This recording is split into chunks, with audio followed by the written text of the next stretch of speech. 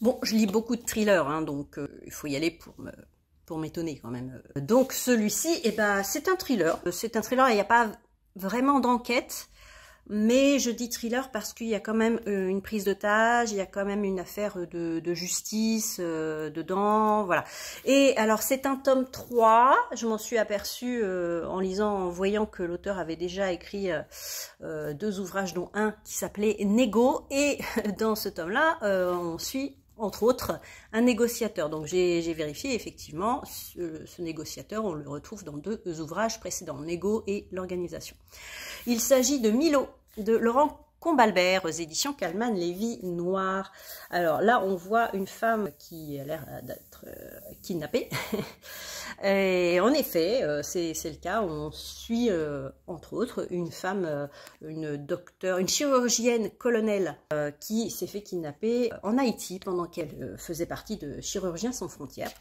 Et Milo, bah, ce n'est pas elle, hein. Milo, c'est le méchant. Milo, c'est le méchant qui a des dossiers sur plein de monde, et il y a un juge en France qui a réussi à le mettre en détention provisoire depuis 2 ans, et lui, il veut sortir par tous les moyens possibles, mais il y a un témoin qui pourrait éventuellement le faire incarcérer à vie, on va dire, et ce témoin, eh bien, il a essayé de la faire assassiner. Mais elle est encore vivante, et qui peut la sauver, la réveiller de son syndrome du scaphandrier, je crois que ça se dit comme ça, Locked-in Syndrome. Eh bien, la chirurgienne qui a été enlevée.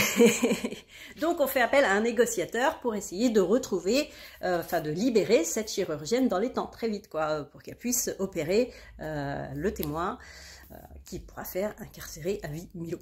Voilà, je lis beaucoup de thrillers, donc j'avais un peu compris le principe du truc. Voilà. Si vous n'êtes pas particulièrement avide de thrillers, que vous n'en lisez pas tant que ça, vous pouvez y aller. C'est très dynamique, les chapitres sont très courts, vous allez vous laisser embarquer, c'est super efficace. Alors là, c'est super efficace, c'était assez classique et standard, on va dire. J'ai aussi trouvé, alors, c'est juste parce que je suis une lectrice, mais j'ai trouvé que ça s'adressait quand même beaucoup plus un lectorat masculin. Vous voyez, on a un petit peu le cliché du héros, toutes les femmes tombent amoureuses de lui, et puis les femmes, elles sont assez sensibles, elles pleurent. Alors là, on a une chirurgienne militaire colonel, elle a une 50aine d'années. Bon, ok, elle s'est fait enlever, je comprends, ils lui mettent des baffes, bon, mais elle pleure tout de suite.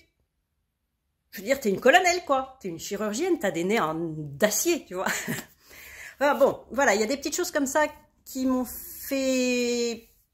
Ça a un peu décrédibilisé les personnages féminins dedans. Donc, bon, je me suis dit, bon, c'est une écriture, c'est un roman pour mec, sûrement, qui voit les femmes un peu faibles, un peu, voilà. Désolée. Et puis, bien sûr, toutes les victimes, hein, c'est des femmes. Voilà, mais sinon c'est un thriller efficace, c'est un thriller sur la justice et sur la négociation. En fait, l'auteur est un négociateur, donc effectivement il sait de quoi il parle, il arrive vraiment à redonner la tension, toute la concentration, la patience qu'il faut dans ce genre de mission en fait.